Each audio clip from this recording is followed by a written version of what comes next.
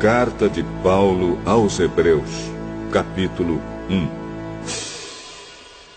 Antigamente, por meio dos profetas, Deus falou muitas vezes e de muitas maneiras aos nossos antepassados. Mas nestes últimos tempos, Ele nos falou por meio do seu Filho. Foi Ele quem Deus escolheu para possuir todas as coisas, e foi por meio dele que Deus criou o universo. O Filho brilha com o brilho da glória de Deus e é a perfeita semelhança do próprio Deus. Ele sustenta o universo com a sua palavra poderosa. E depois de ter purificado os seres humanos dos seus pecados, sentou-se no céu, do lado direito de Deus, o Todo-Poderoso. Assim Deus fez com que o Filho fosse superior aos anjos e lhe deu um nome que é superior ao nome deles. Pois Deus nunca disse a nenhum dos seus anjos: "Você é o meu filho, hoje eu me tornei o seu pai." E também não disse a respeito de nenhum anjo: "Eu serei o pai dele, e ele será o meu filho." Porém, quando Deus enviou ao mundo seu primeiro filho, ele disse: "Que todos os anjos de Deus o adorem." A respeito dos anjos, Deus disse: "Deus faz com que os seus anjos se tornem ventos, e os seus servidores chamas de fogo." Mas a respeito do Filho, ele disse: "O teu reino, ó Deus, vai durar para todo sempre. Tu governarás o teu povo com justiça.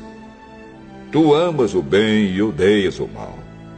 Foi por isso que Deus, o teu Deus, te escolheu e te deu a alegria de receber uma honra muito maior do que a dos teus companheiros."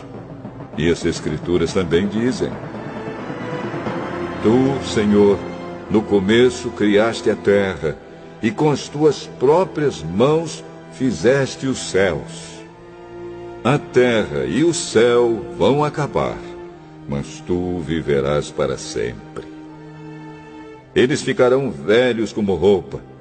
Tu os dobrarás como se dobra um casaco, e serão trocados como se troca de roupa. Mas tu és sempre o mesmo, e a tua vida não tem fim." Deus nunca disse a nenhum dos seus anjos: "Sente-se do meu lado direito, até que eu ponha os seus inimigos como estrado debaixo dos seus pés." Então, o que são os anjos? Todos eles são espíritos que servem a Deus, os quais ele envia para ajudar os que vão receber a salvação.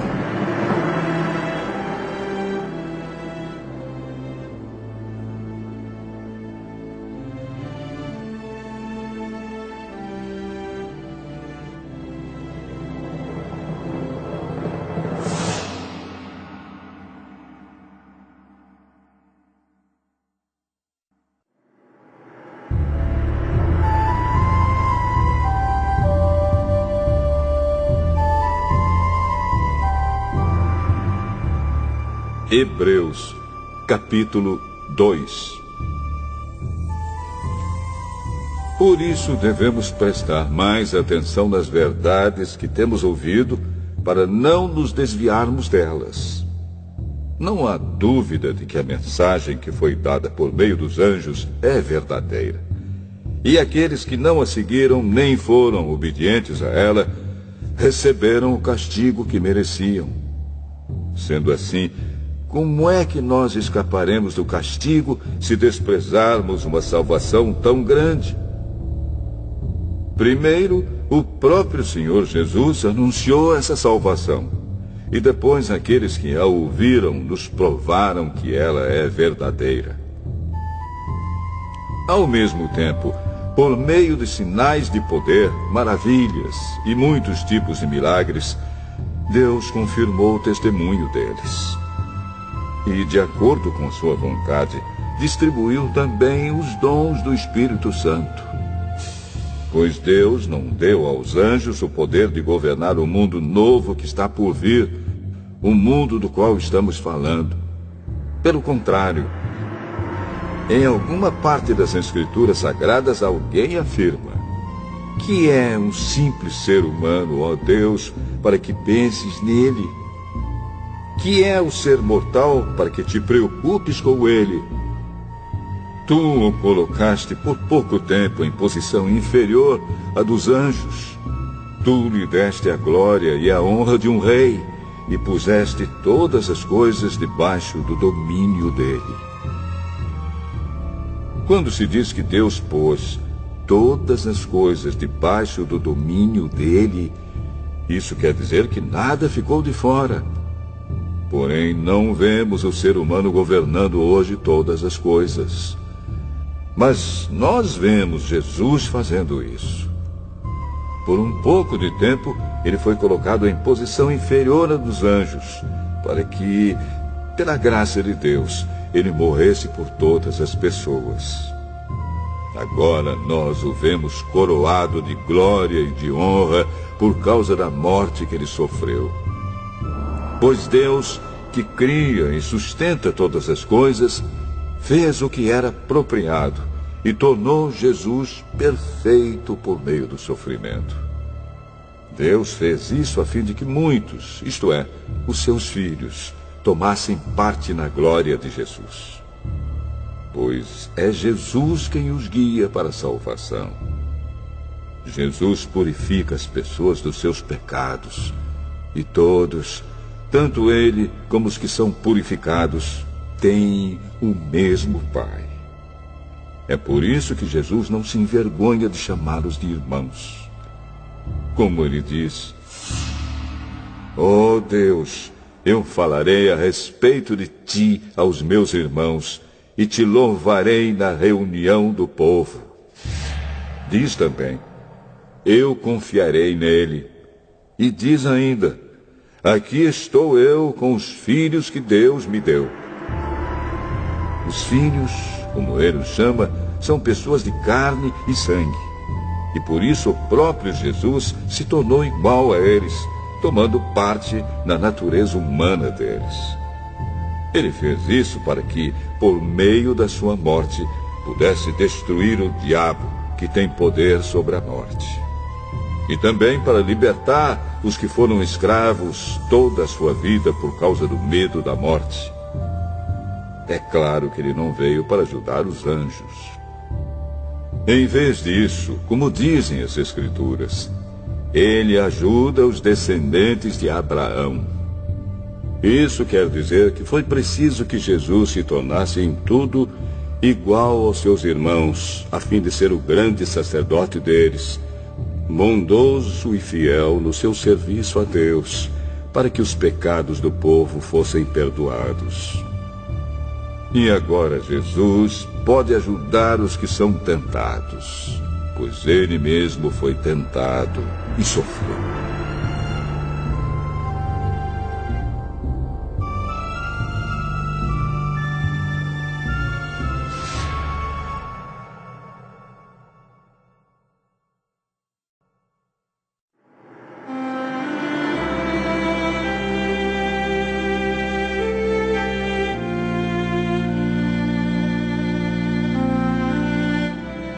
Hebreus, capítulo 3. Meus irmãos na fé, vocês que também foram chamados por Deus, olhem para Jesus, que Deus enviou para ser o grande sacerdote da fé que professamos. Pois ele foi fiel a Deus, que o escolheu para esse serviço, assim como Moisés foi fiel no seu trabalho em toda a casa de Deus.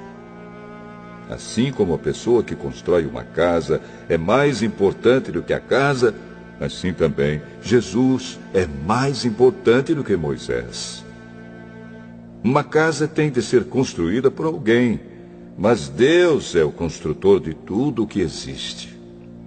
E Moisés foi um servo fiel no seu trabalho na casa de Deus e falou das coisas que Deus ia dizer no futuro. Mas Cristo é fiel como filho que dirige a casa de Deus. E nós seremos a sua casa se conservarmos a nossa coragem e a nossa confiança naquilo que esperamos. Por isso, como diz o Espírito Santo, se hoje vocês ouvirem a voz de Deus, não sejam teimosos como foram os seus antepassados, quando se revoltaram contra ele no dia em que eles o puseram à prova no deserto. Ali os antepassados de vocês me desafiaram e me puseram à prova, embora eles tivessem visto o que eu fiz durante 40 anos.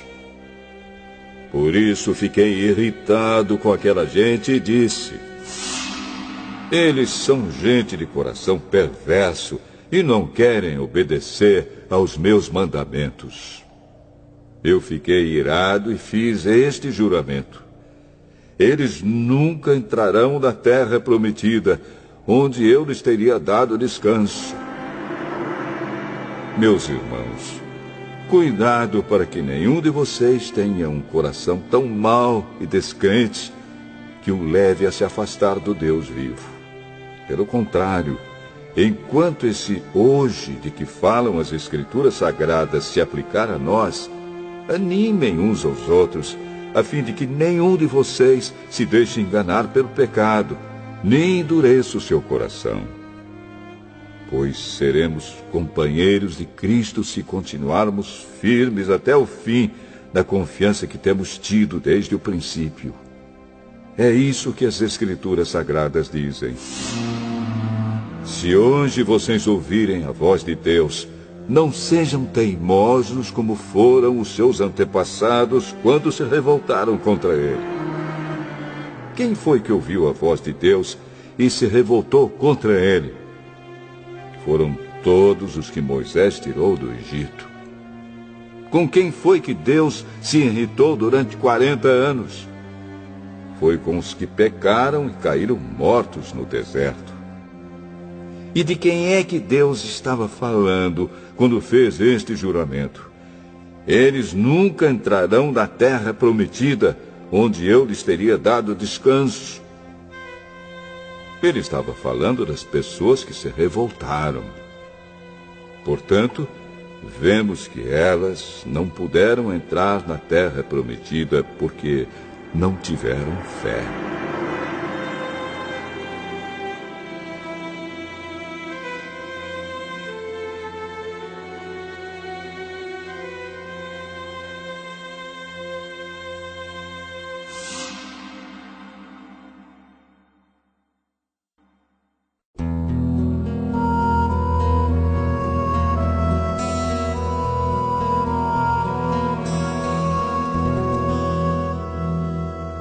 Hebreus, capítulo 4. Deus nos deixou a promessa de que podemos receber o descanso de que Ele falou.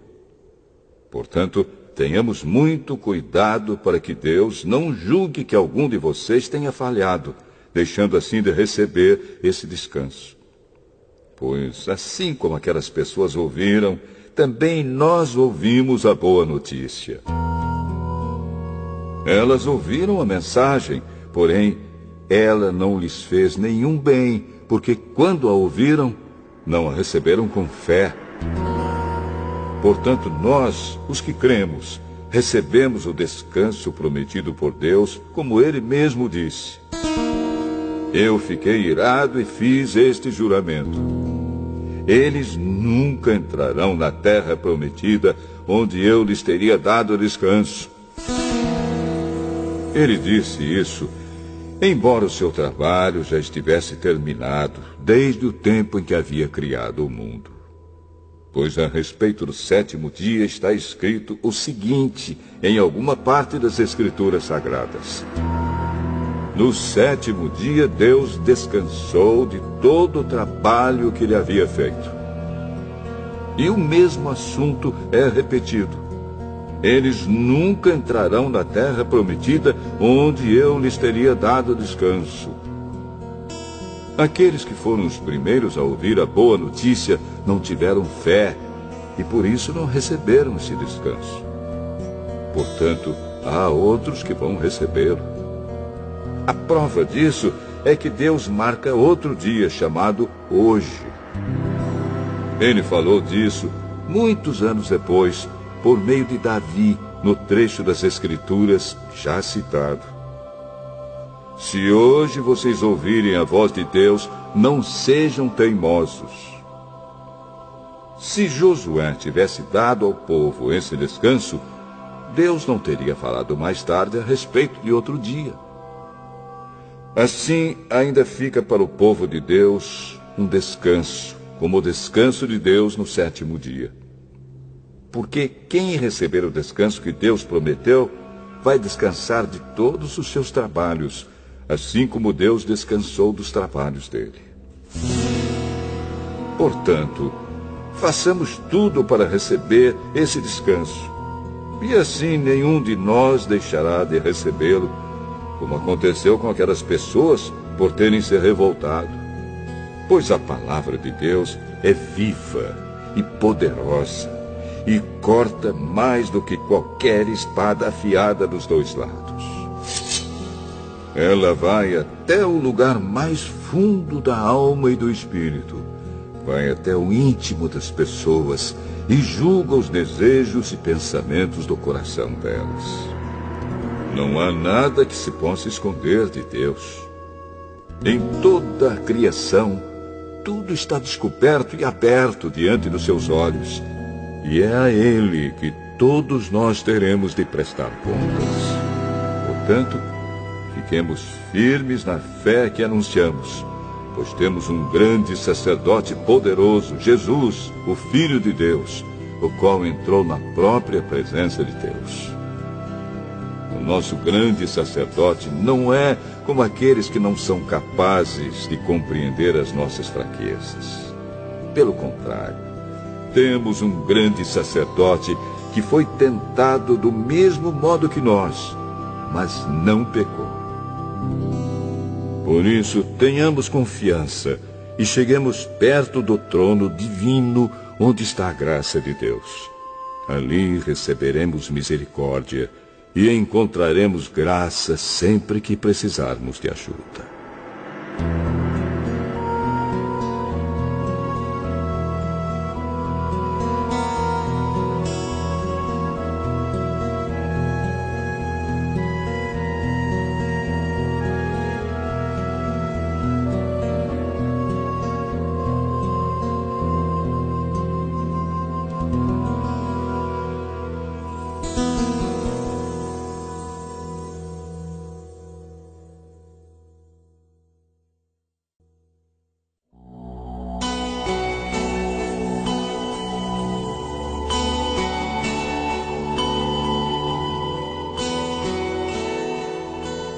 Hebreus, capítulo 5. Cada grande sacerdote é escolhido entre os homens e nomeado para servir a Deus em favor do povo, apresentando a Deus ofertas e sacrifícios pelos pecados. Como ele próprio tem as suas fraquezas, pode ter paciência com os ignorantes e com os que cometem erros. E porque ele mesmo é fraco, precisa oferecer sacrifícios não somente pelos pecados do povo, mas também pelos seus próprios pecados. Ninguém escolhe para si mesmo a honra de ser grande sacerdote. É somente pela vontade de Deus que um homem é chamado para ser grande sacerdote, como aconteceu com Arão. Assim também Cristo não tomou para si mesmo a honra de ser grande sacerdote. Foi Deus quem lhe deu essa honra, pois lhe disse: "Você é o meu filho. Hoje eu me tornei o seu pai." Em outro lugar das Escrituras Sagradas, ele também disse: "Você será sacerdote para sempre, na ordem do sacerdócio de Melquisedeque." Durante a sua vida aqui na terra, Cristo, em voz alta e com lágrimas, fez orações e súplicas a Deus que o podia salvar da morte. E as suas orações foram atendidas porque ele era dedicado a Deus. Embora fosse o Filho de Deus, ele aprendeu, por meio dos seus sofrimentos, a ser obediente. E depois de ser aperfeiçoado, ele se tornou a fonte da salvação eterna para todos os que lhe obedecem. E Deus o nomeou grande sacerdote na ordem do sacerdócio de Melquisedeque. Temos muito o que dizer a respeito desse assunto, mas por que vocês custam a entender as coisas? É difícil explicá-las. Depois de tanto tempo, vocês já deviam ser mestres, mas ainda precisam de alguém que lhes ensine as primeiras lições dos ensinamentos de Deus. Em vez de alimento sólido, vocês ainda precisam de leite. E quem precisa de leite ainda é criança e não tem nenhuma experiência para saber o que está certo ou errado. Porém, a comida dos adultos é sólida, pois eles, pela prática, sabem a diferença entre o que é bom e o que é mau.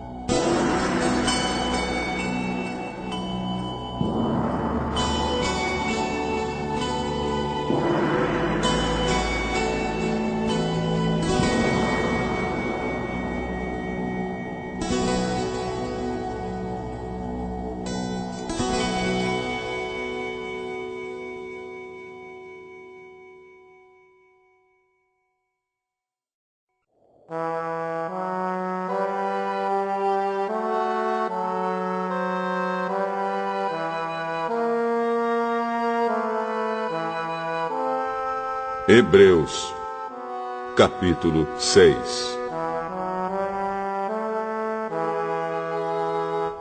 Assim, vamos em frente a fim de chegarmos ao ensinamento de adultos, deixando para trás as primeiras lições da mensagem de Cristo. Nós não vamos colocar de novo as bases dessa mensagem, isto é, a necessidade de abandonar uma vida inútil e de crer em Deus. O ensinamento a respeito dos batismos e da cerimônia de pôr as mãos sobre os cristãos, e a ressurreição dos mortos e o julgamento eterno. Vamos em frente, e se Deus quiser, é isso que faremos. Como é que as pessoas que abandonaram a fé podem se arrepender de novo? Elas já estavam na luz de Deus. Já haviam experimentado o dom do céu e recebido a sua parte do Espírito Santo. Já haviam conhecido por experiência que a palavra de Deus é boa e tinham experimentado os poderes do mundo que há de vir. Mas depois abandonaram a fé. É impossível levar essas pessoas a se arrependerem de novo, pois estão crucificando outra vez o Filho de Deus e zombando publicamente dele. Deus abençoa a terra que recebe a chuva, a qual muitas vezes cai sobre ela e produz plantas úteis para aqueles que trabalham nela. Mas a terra que produz mato e espinhos não serve para nada. Ela corre o perigo de ser amaldiçoada por Deus e acaba sendo queimada. Porém, ainda que falemos dessa maneira, meus queridos irmãos, estamos certos de que vocês têm as melhores bênçãos que vêm da salvação. Deus não é injusto. Ele não esquece o trabalho que vocês fizeram, nem o amor que lhe mostraram na ajuda que deram e ainda estão dando aos seus irmãos na fé. O nosso profundo desejo é que cada um de vocês continue com entusiasmo até o fim, para que de fato recebam o que esperam. Não queremos que se tornem preguiçosos, mas que sejam como os que creem e têm paciência, para que assim recebam o que Deus prometeu. Deus fez a promessa a Abraão e jurou cumpri-la. E como não havia ninguém maior do que ele mesmo, Deus jurou pelo seu próprio nome. Ele disse a Abraão: Eu prometo que abençoarei você ricamente e lhe darei muitos descendentes. Abraão teve paciência e por isso recebeu o que Deus havia prometido. Quando alguém jura, usa o nome de uma pessoa que é maior do que ele e o juramento acaba com qualquer discussão. Deus quis deixar bem claro aos que iam receber o que ele havia prometido que jamais mudaria sua decisão. Por isso, junto com a promessa, fez o juramento. Portanto, há duas coisas que não podem ser mudadas, e a respeito delas, Deus não pode mentir. E assim nós, que encontramos segurança nele, nos sentimos muito encorajados a nos manter firmes na esperança que nos foi dada. Essa esperança mantém segura e firme a nossa vida, assim como a âncora mantém seguro o barco. Ela passa pela cortina do templo do céu e entra no lugar santíssimo celestial. Foi lá que, para o nosso bem, Jesus entrou antes de nós. E ele se tornou para sempre o grande sacerdote, na ordem do sacerdócio de Melquisedeque.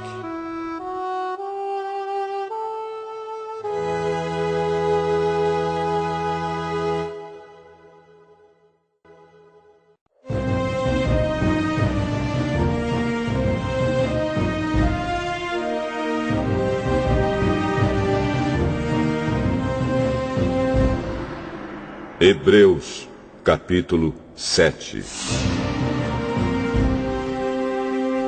Esse Melquisedeque era rei da cidade de Salém e sacerdote do Deus Altíssimo.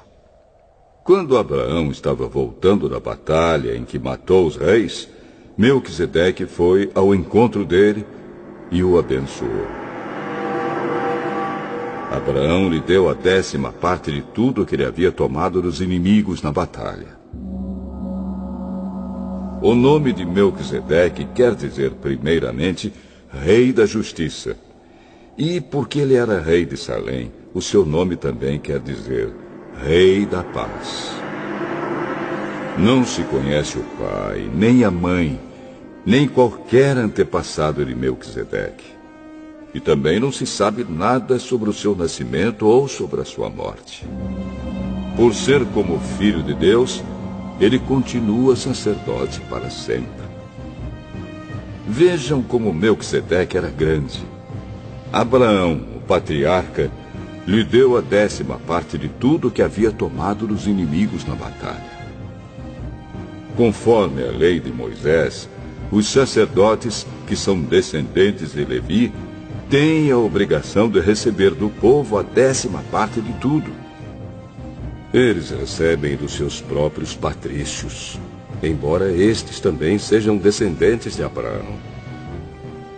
Melquisedeque não era descendente de Levi, mas recebeu a 10ª parte daquilo que Abraão havia tomado na batalha e o abençoou. Sim, abençoou o próprio Abraão, que havia recebido as promessas de Deus.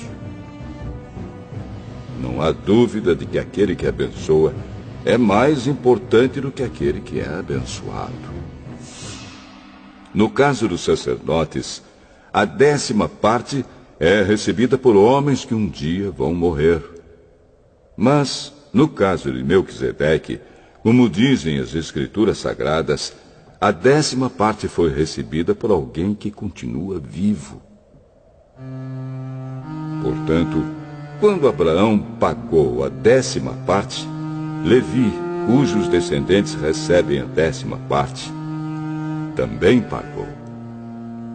Pois Levi não tinha nascido, e por assim dizer, ainda estava no corpo do seu antepassado Abraão, quando este se encontrou com Melquisedeque.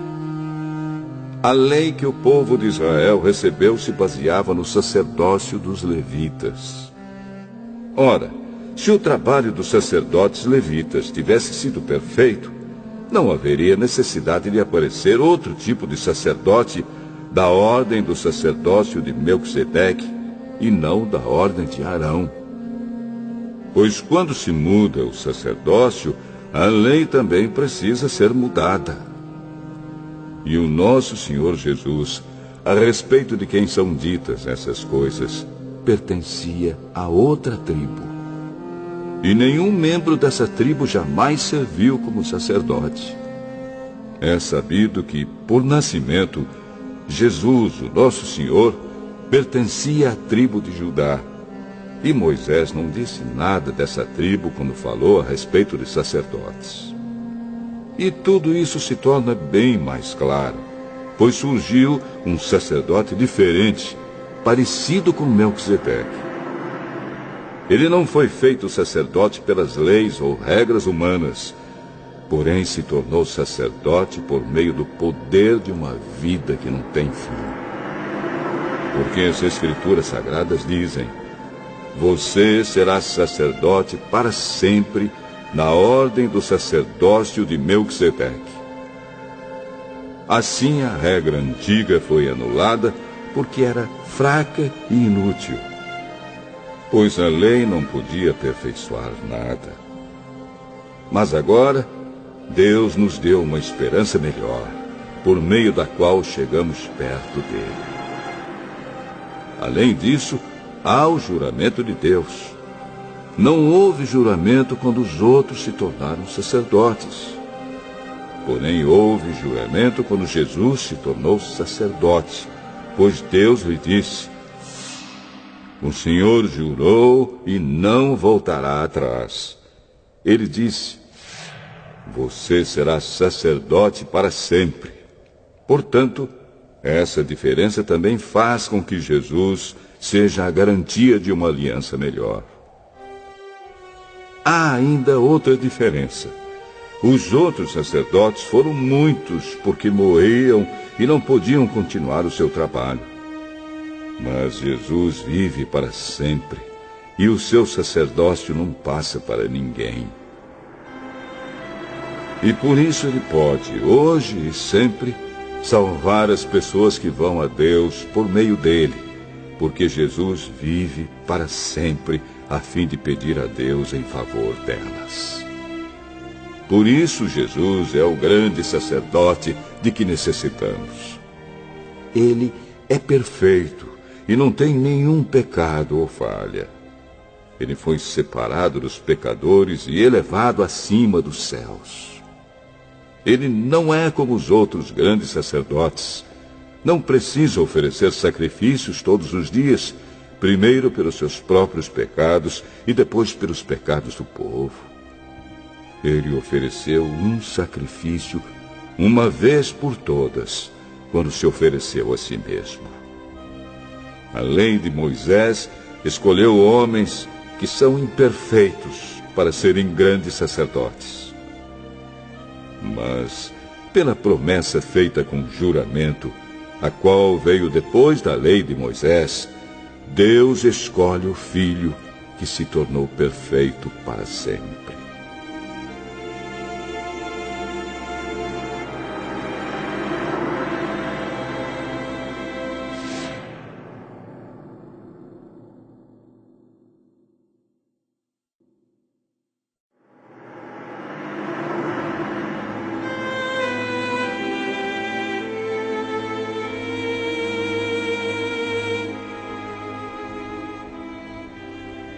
Hebreus, capítulo 8. A coisa mais importante de tudo o que estamos dizendo tem a ver com o sacerdote que nós temos. Ele é o grande sacerdote que está sentado no céu, do lado direito do trono de Deus, o Todo-Poderoso. Ele faz o seu serviço no lugar santíssimo, na verdadeira tenda, que foi armada pelo Senhor e não por seres humanos. Todo grande sacerdote é escolhido para apresentar a Deus as ofertas e os sacrifícios de animais. E por isso é necessário que o nosso grande sacerdote tenha também alguma coisa para oferecer. Se ele estivesse na terra, não seria sacerdote, pois existem sacerdotes que apresentam as ofertas de acordo com a lei de Moisés. O trabalho que esses sacerdotes fazem é, de fato, somente uma cópia e uma sombra do que está no céu. Foi isso que aconteceu quando Deus falou com Moisés.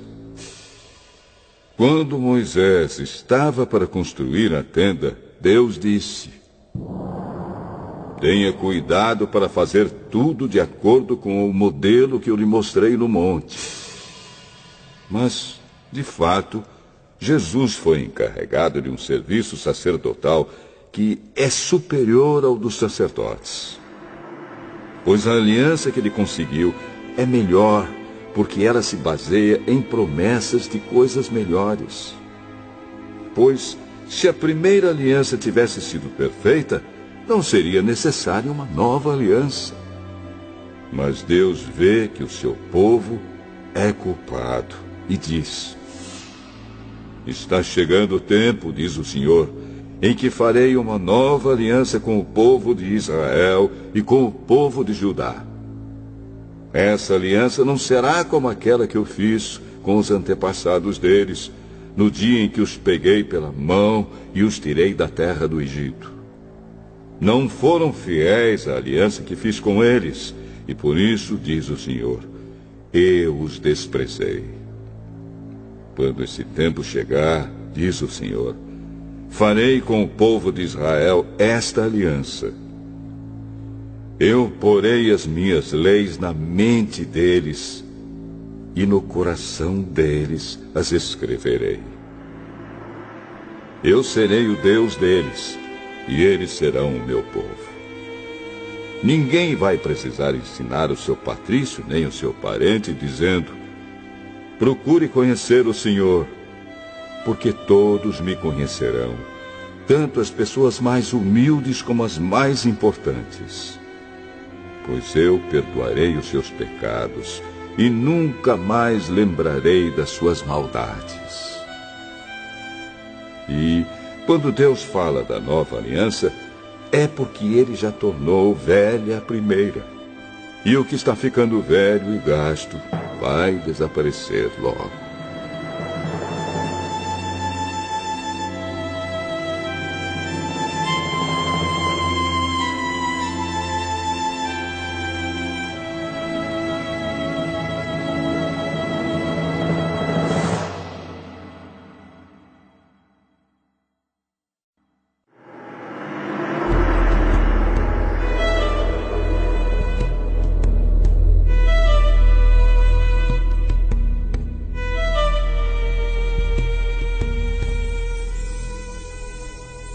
Hebreus, capítulo 9.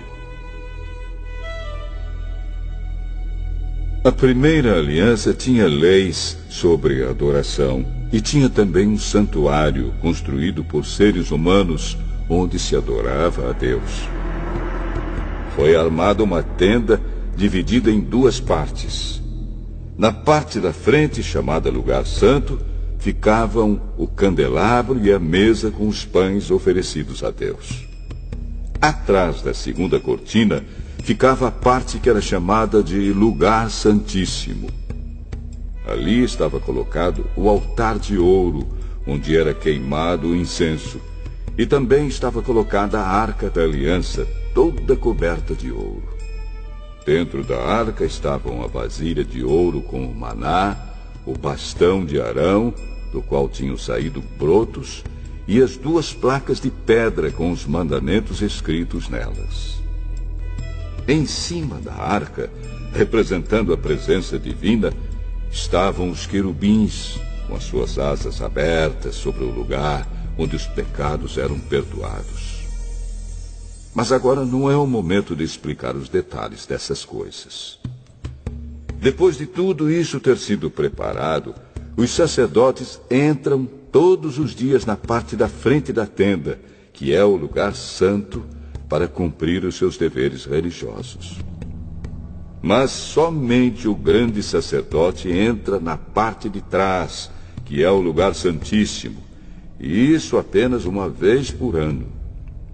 Ele oferece a Deus o sangue de animais em favor de si mesmo e também pelos pecados que o povo cometeu sem saber que estava pecando. Por meio disso tudo, o Espírito Santo nos ensina de modo bem claro que a entrada para o lugar santíssimo ainda não foi aberta enquanto a parte da frente, que é o lugar santo, continuar sendo usada. Isso é um símbolo para hoje. Quer dizer que as ofertas e os sacrifícios de animais oferecidos a Deus não tornam perfeito o coração das pessoas que o adoram. Essas ofertas e sacrifícios têm a ver somente com comida, com bebida e com várias cerimônias de purificação. São regras externas que têm valor somente até que Deus renove todas as coisas. Mas Cristo veio como o grande sacerdote das coisas boas que já estão aqui. A tenda em que ele serve é melhor e mais perfeita e não foi construída por seres humanos, isto é, não é deste mundo. Quando Cristo veio e entrou uma vez por todas no lugar santíssimo, ele não levou consigo sangue de bodes ou de bezerros para oferecer como sacrifício. Pelo contrário, ele ofereceu o seu próprio sangue e conseguiu para nós a salvação eterna. O sangue de bodes e de touros e as cinzas da bezerra queimada são espalhados sobre as pessoas impuras e elas ficam purificadas por fora. Se isso é assim, imagine então quanto maior ainda é o poder do sangue de Cristo. Por meio do Espírito Eterno, ele se ofereceu a si mesmo a Deus como sacrifício sem defeito. E o seu sangue nos purifica por dentro, tirando as nossas culpas. Assim podemos servir ao Deus vivo, pois já não praticamos cerimônias que não valem nada. Portanto, é Cristo quem consegue fazer uma nova aliança, para que os que foram chamados por Deus possam receber as bênçãos eternas que o próprio Deus prometeu. Isso pode ser feito porque houve uma morte que livrou as pessoas dos pecados que praticaram enquanto a primeira aliança estava em vigor. Onde há um testamento, é necessário provar que a pessoa que o fez já morreu. Pois o testamento não vale nada enquanto estiver vivo quem o fez. Só depois da morte dessa pessoa é que o testamento tem valor. É por isso que a primeira aliança entrou em vigor somente com o uso do sangue de animais. Em primeiro lugar, Moisés anunciou ao povo todos os mandamentos conforme estavam na lei. Depois pegou o sangue dos bezerros e dos bodes, misturou com água e borrifou o livro da lei e todo o povo, usando lã tingida de vermelho e hisopo.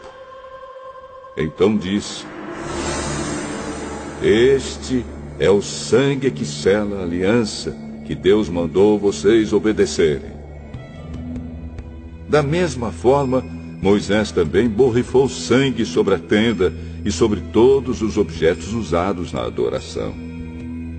De fato, de acordo com a lei, quase tudo é purificado com sangue. E não havendo derramamento de sangue, não há perdão de pecados. Essas coisas, que eram cópias das realidades celestiais, deviam ser purificadas desse modo. Mas as próprias coisas celestiais exigem sacrifícios bem melhores. Cristo não entrou num lugar santo feito por seres humanos, que é a cópia do verdadeiro lugar. Ele entrou no próprio céu, onde agora aparece na presença de Deus para pedir em nosso favor. O grande sacerdote entra todos os anos no lugar santíssimo, levando consigo o sangue de um animal. Porém, Cristo não entrou para se oferecer muitas vezes. Se fosse assim, ele teria de sofrer muitas vezes desde a criação do mundo. Pelo contrário, uma vez por todas ele apareceu agora, quando os tempos estão chegando ao fim, para tirar os pecados por meio do sacrifício de si mesmo. Cada pessoa tem de morrer uma vez só e depois ser julgada por Deus. Assim também Cristo foi oferecido uma só vez em sacrifício, para tirar os pecados de muitas pessoas. Depois ele aparecerá pela segunda vez, não para tirar pecados, mas para salvar as pessoas que estão esperando por ele.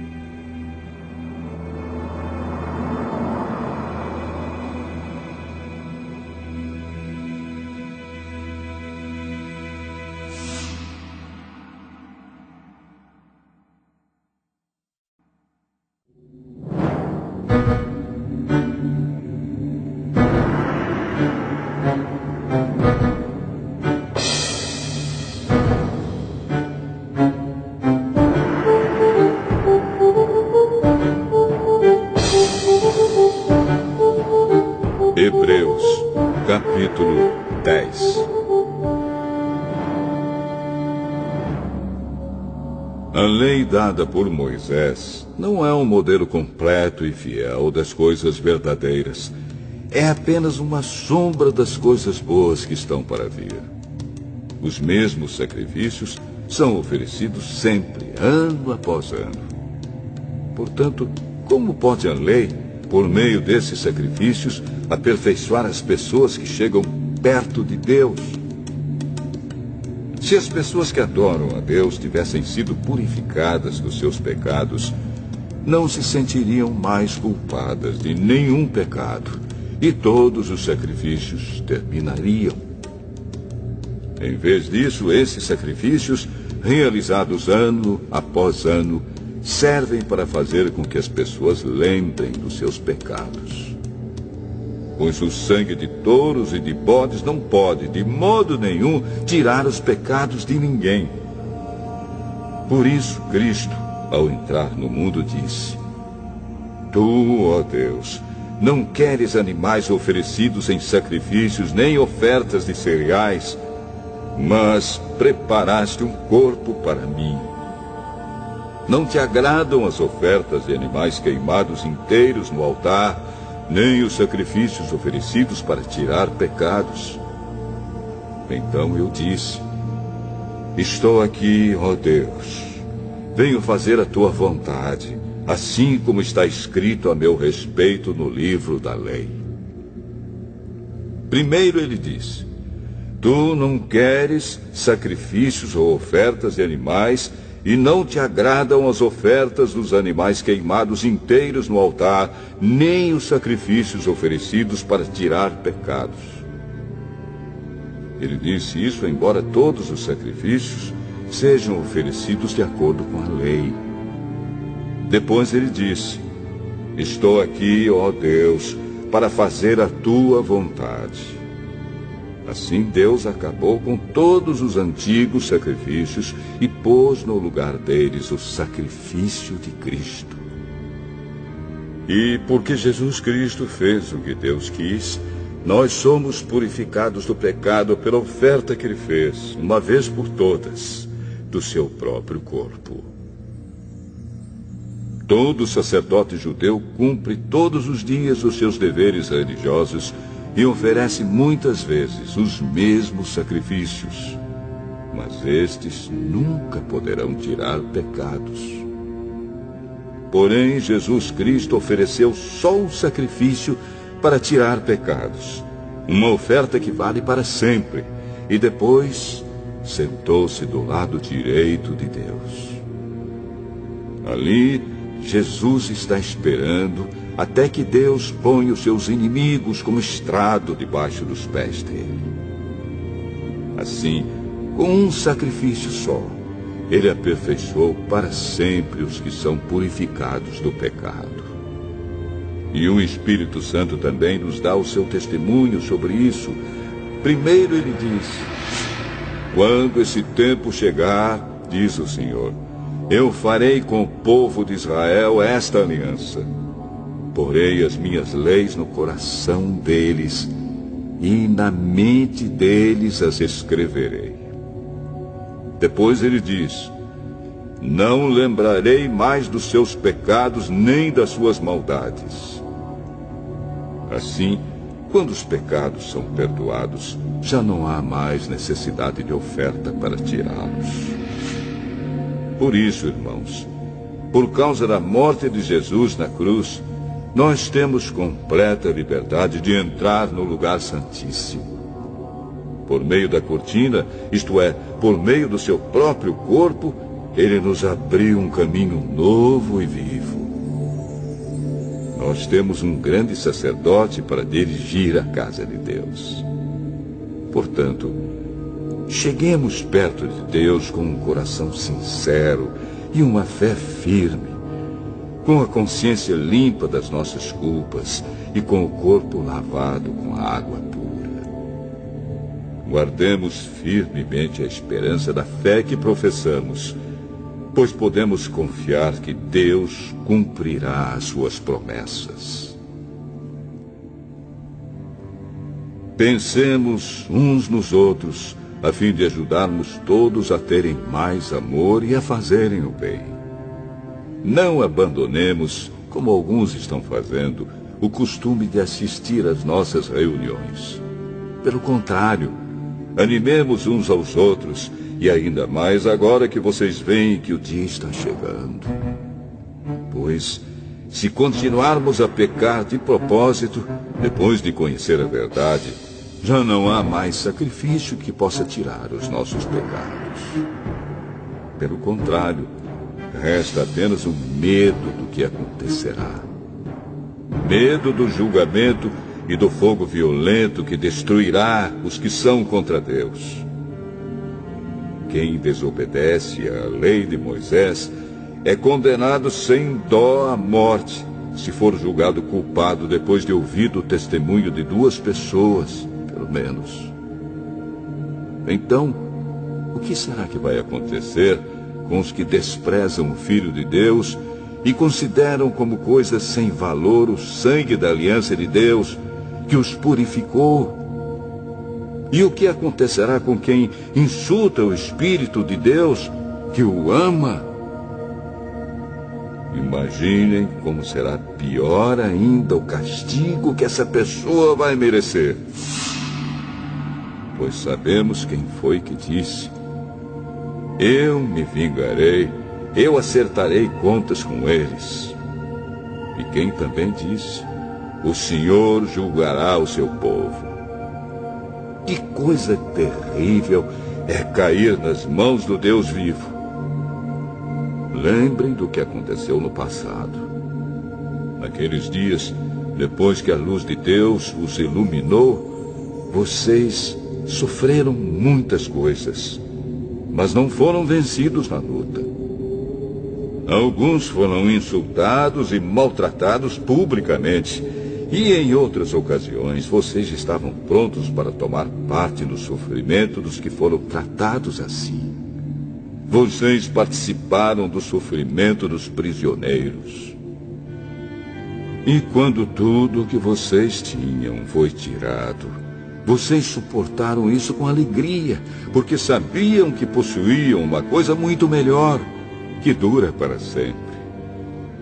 Portanto, não percam a coragem, pois ela traz uma grande recompensa. Vocês precisam ter paciência para poder fazer a vontade de Deus e receber o que Ele promete.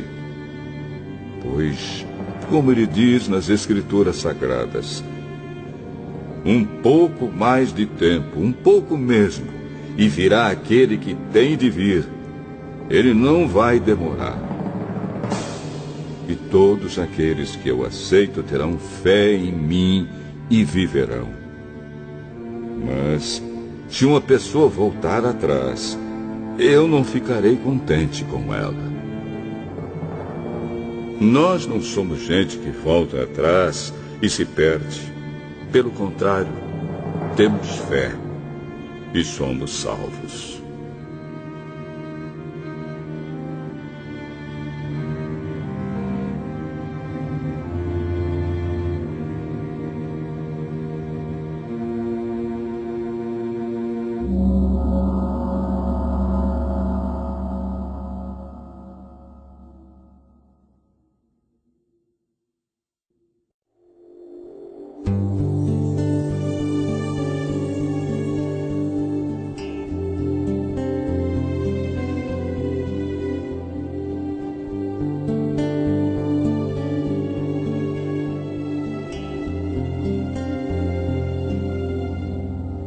Hebreus, capítulo 11. A fé é a certeza de que vamos receber as coisas que esperamos e a prova de que existem coisas que não podemos ver. Foi pela fé que as pessoas do passado conseguiram a aprovação de Deus. É pela fé que entendemos que o universo foi criado pela palavra de Deus e que aquilo que pode ser visto foi feito daquilo que não se vê. Foi pela fé que Abel ofereceu a Deus um sacrifício melhor do que o de Caim. Pela fé, ele conseguiu a aprovação de Deus como homem correto, tendo o próprio Deus aprovado as suas ofertas. Por meio da sua fé, Abel, mesmo depois de morto, ainda fala. Foi pela fé que Enoque escapou da morte. Ele foi levado para Deus e ninguém o encontrou, porque Deus mesmo o havia levado. As Escrituras Sagradas dizem que antes disso ele já havia agradado a Deus. Sem fé, ninguém pode agradar a Deus, porque quem vai a Ele precisa crer que Ele existe e que recompensa os que procuram conhecer o melhor.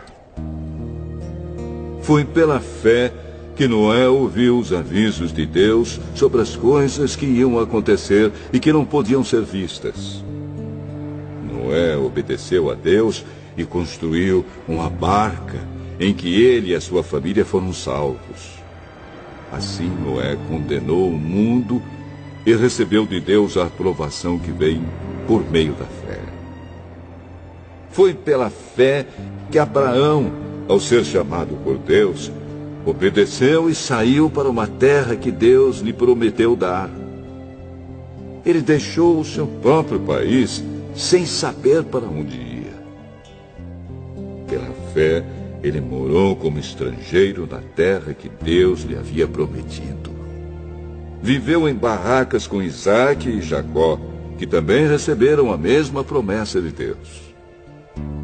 Porque Abraão esperava a cidade que Deus planejou e construiu, a cidade que tem alicerces que não podem ser destruídos.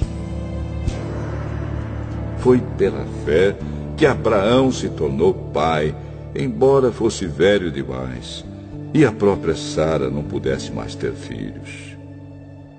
Ele creu que Deus ia cumprir a sua promessa. Assim, de um só homem, que estava praticamente morto, nasceram tantos descendentes como as estrelas do céu, tão numerosos como os grãos de areia da praia do mar. Todos esses morreram cheios de fé.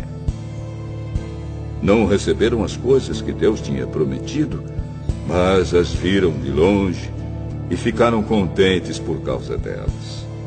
E declararam que eram estrangeiros e refugiados de passagem por este mundo.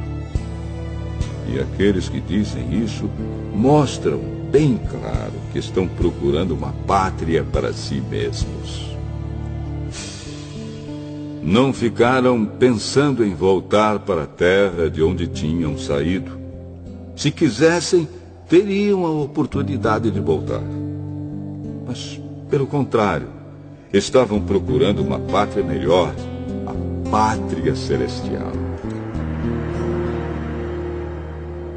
E Deus não se envergonha de ser chamado de o Deus deles, porque Ele mesmo preparou uma cidade para eles. Foi pela fé que Abraão, quando Deus o quis pôr à prova, ofereceu seu filho Isaque em sacrifício. Deus tinha prometido muitos descendentes a Abraão, mas mesmo assim ele estava pronto para oferecer o seu único filho em sacrifício. Deus lhe tinha dito: por meio de Isaque é que você terá descendentes. Abraão reconhecia que Deus era capaz de ressuscitar Isaque, e por assim dizer, Abraão tornou a receber da morte o seu filho Isaque. Foi pela fé que Isaque prometeu bênçãos para o futuro a Jacó e a Esaú. Foi pela fé que Jacó, pouco antes de morrer, abençoou os filhos de José. Ele se apoiou na sua bengala e adorou a Deus. Foi pela fé que José, quando estava para morrer, falou da saída dos israelitas do Egito e deu ordens sobre o que deveria ser feito com o seu corpo. Foi pela fé que os pais de Moisés, quando ele nasceu, o esconderam durante 3 meses. Eles viram que o menino era bonito e não tiveram medo de desobedecer a ordem do rei. Foi pela fé que Moisés, quando já era adulto, não quis ser chamado de filho da filha de Faraó. Ele preferiu sofrer com o povo de Deus, em vez de gozar, por pouco tempo, os prazeres do pecado. Ele achou que era muito melhor sofrer o desprezo por causa do Messias do que possuir todos os tesouros do Egito. É que ele tinha os olhos fixos na recompensa futura. Foi pela fé que Moisés saiu do Egito, sem ter medo da raiva do rei, e continuou firme, como se estivesse vendo o Deus invisível. Pela fé, Moisés começou o costume de celebrar a Páscoa e mandou marcar com sangue as portas das casas dos israelitas para que o anjo da morte não matasse os filhos mais velhos deles. Foi pela fé que os israelitas atravessaram o Mar Vermelho como se fosse terra seca. E quando os egípcios tentaram atravessar, o mar os engoliu.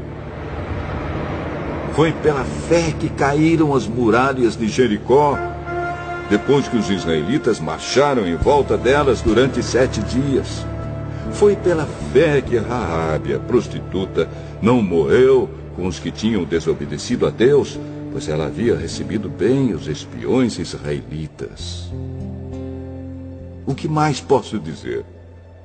O tempo é pouco para falar de Gideão, de Baraque, de Sansão, de Jefté, de Davi, de Samuel e dos profetas. Pela fé, eles lutaram contra nações inteiras e venceram. Fizeram o que era correto e receberam o que Deus lhes havia prometido. Fecharam a boca de leões, apagaram incêndios terríveis e escaparam de serem mortos à espada. Eram fracos, mas se tornaram fortes. Foram poderosos na guerra e venceram exércitos estrangeiros. Pela fé, mulheres receberam de volta os seus mortos, que ressuscitaram. Outros foram torturados até a morte. Eles recusaram ser postos em liberdade a fim de ressuscitar para uma vida melhor. Alguns foram insultados e surrados, e outros acorrentados e jogados na cadeia. Outros foram mortos a pedradas, outros cerrados pelo meio, e outros mortos à espada. Andaram de um lado para outro vestidos de peles de ovelhas e de cabras, eram pobres, perseguidos e maltratados. Andaram como refugiados pelos desertos e montes, vivendo em cavernas e em buracos na terra. O mundo não era digno deles.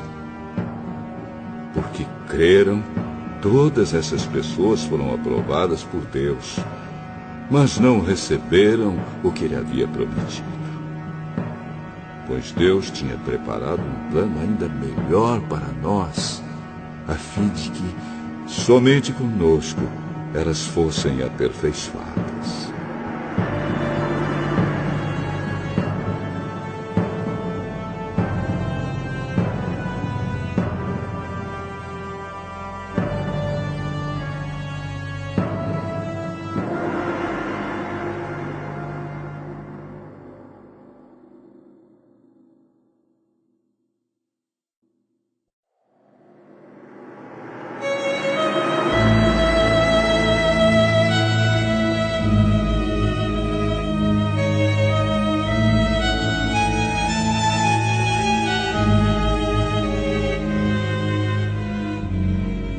Hebreus, capítulo 12.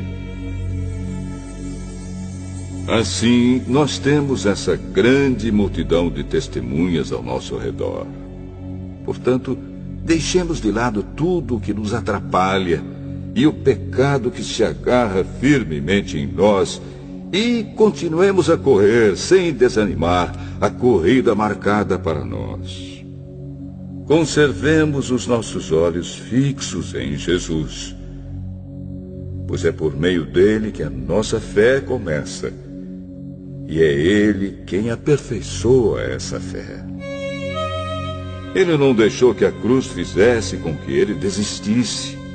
Pelo contrário, por causa da alegria que lhe foi prometida, ele não se importou com a humilhação de morrer na cruz, e agora está sentado do lado direito do trono de Deus. Pensem no sofrimento dele e como suportou com paciência o ódio dos pecadores. Assim vocês não desanimem, nem desistam, porque na luta contra o pecado vocês ainda não tiveram de combater até a morte. Será que vocês já esqueceram as palavras de encorajamento que Deus lhes disse, como se vocês fossem filhos dele? Pois ele disse: preste atenção, meu filho, quando o Senhor o castiga, e não se desanime quando ele o repreende. Pois o Senhor corrige quem ele ama e castiga quem ele aceita como filho. Suportem o sofrimento com paciência, como se fosse um castigo dado por um pai, pois o sofrimento de vocês mostra que Deus os está tratando como seus filhos. Será que existe algum filho que nunca foi corrigido pelo pai? Se vocês não são corrigidos, como acontece com todos os filhos de Deus, então não são filhos de verdade, mas filhos ilegítimos. No caso dos nossos pais humanos, eles nos corrigiam e nós os respeitávamos. Então devemos obedecer muito mais ainda ao nosso Pai Celestial, e assim viveremos. Os nossos pais humanos nos corrigiam durante pouco tempo, pois achavam que isso era certo. Mas Deus nos corrige para o nosso próprio bem, para que participemos da sua santidade. Quando somos corrigidos, isso no momento nos parece motivo de tristeza e não de alegria. Porém, mais tarde, os que foram corrigidos recebem como recompensa uma vida correta e de paz. Portanto, levantem as suas mãos cansadas e fortaleçam os seus joelhos enfraquecidos. Andem por caminhos aplanados, para que o pé aleijado não manque, mas seja curado. Procurem ter paz com todos e se esforcem para viver uma vida completamente dedicada ao Senhor, pois sem isso ninguém o verá.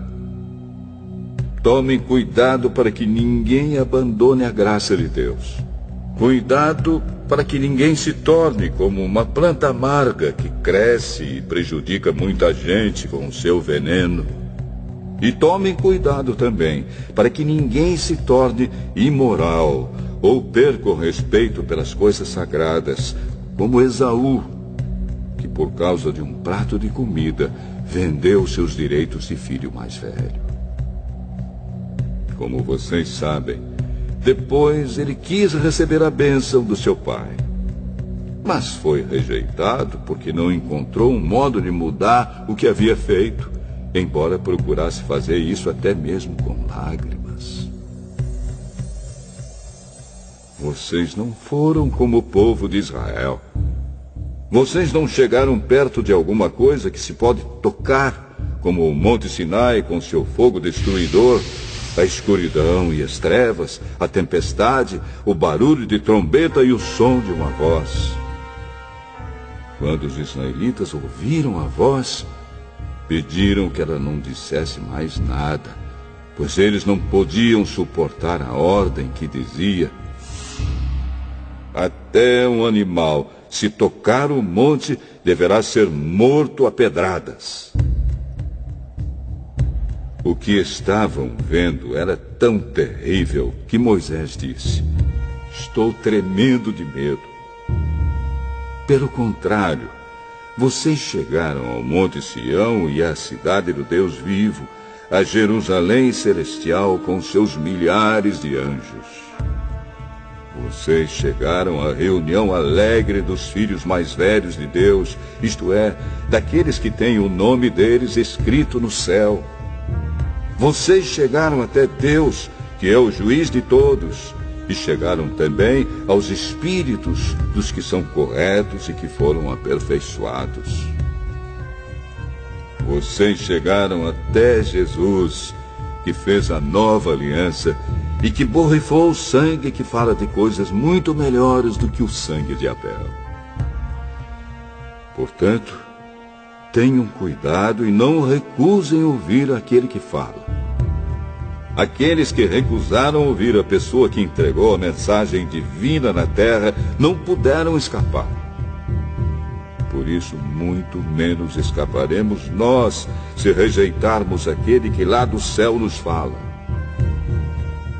Naquele tempo, a voz de Deus fez com que a terra estremecesse. Mas agora ele prometeu isto: mais uma vez farei com que trema não somente a terra, mas também o céu. As palavras "mais uma vez" mostram bem que as coisas criadas serão abaladas e mudadas, para que as que não podem ser abaladas continuem como estão. Por isso, sejamos agradecidos, pois já recebemos um reino que não pode ser abalado. Sejamos agradecidos e adoremos a Deus de um modo que o agrade, com respeito e temor. Porque, na verdade, o nosso Deus é um fogo destruidor.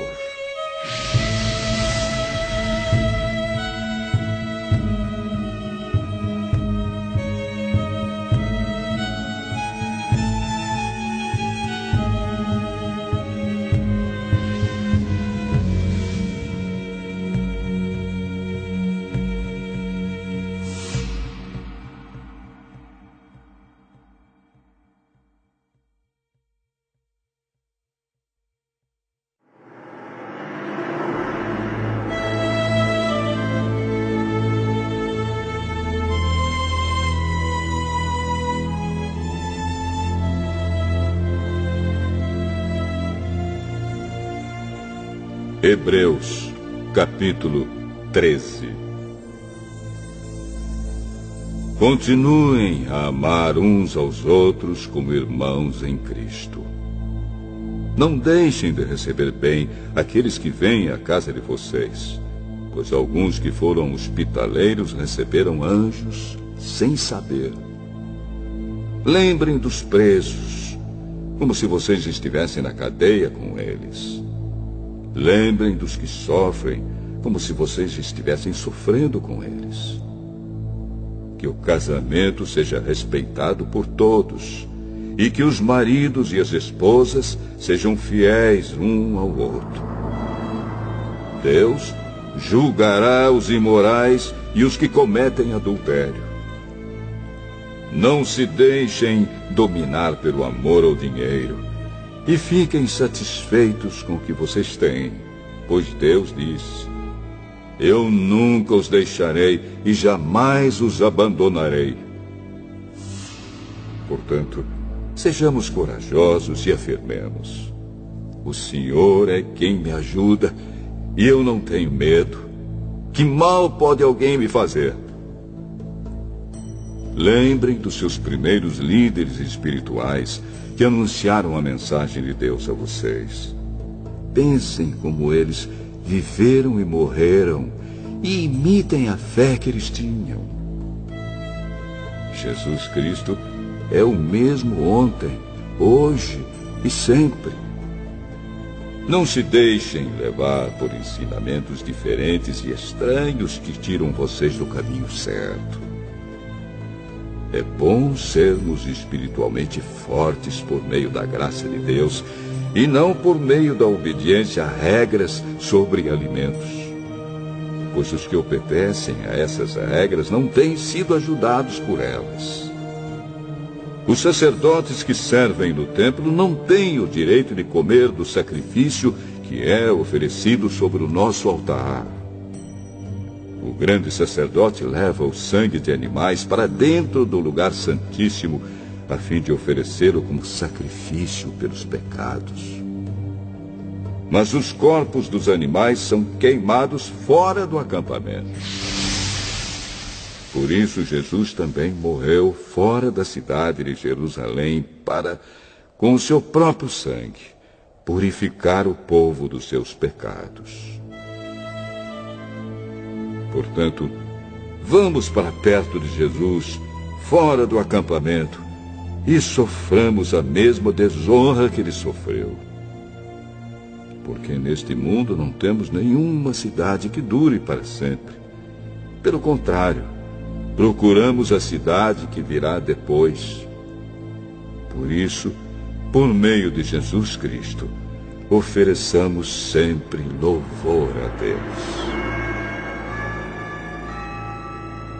Esse louvor é o sacrifício que apresentamos, a oferta que é dada por lábios que confessam a sua fé nele. Não deixem de fazer o bem e de ajudar uns aos outros, pois são esses os sacrifícios que agradam a Deus. Obedeçam aos seus líderes e sigam as suas ordens, pois eles cuidam sempre das necessidades espirituais de vocês, porque sabem que vão prestar contas disso a Deus. Se vocês obedecerem, eles farão o trabalho com alegria. Mas, se vocês não obedecerem, eles trabalharão com tristeza. E isso não ajudará vocês em nada. Continuem a orar por nós. Temos certeza de que a nossa consciência está limpa, pois sempre queremos fazer o que é correto. E peço a vocês, de modo todo especial, que orem para que Deus me mande de volta a vocês o mais depressa possível. Deus ressuscitou nosso Senhor Jesus, que por causa da sua morte na cruz, é o grande pastor do rebanho. E é por meio do sangue de Jesus que a aliança eterna é selada. Que o Deus de paz lhes dê tudo de bom que vocês precisam para fazer a sua vontade. E que Ele, por meio de Jesus Cristo, faça em nós tudo o que lhe agrada. E a Cristo seja dada a glória para todo sempre. Amém. Meus irmãos, peço que escutem com paciência essas palavras de ânimo, pois esta carta que escrevi não é muito longa. Quero que saibam que o nosso irmão Timóteo já saiu da cadeia. Se ele vier logo, eu o levarei comigo quando for ver vocês. Saudações a todos os líderes da igreja daí e a todo o povo de Deus. Os irmãos da Itália também mandam saudações a vocês. Que a graça de Deus esteja com todos vocês.